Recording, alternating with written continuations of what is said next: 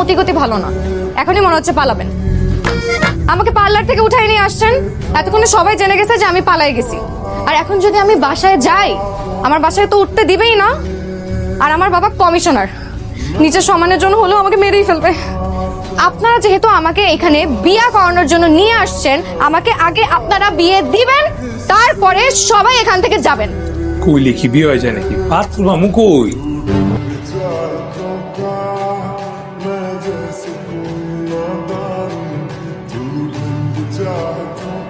কি হয়েছে? পাতকা খারায় গেলা? আমি ভাবলাম আপনি যে আমাকে আমার বাবার কাছে নিয়ে যাবেন। আপনি কে? আপনার পরিচয় কি? আরে আমি হলাম কে প্রেম ভাই। মাইন্সের বিয়া ভাইঙ্গা আমি দিল জোড়া দে, দেখতে জানে আমি ভাইরাল।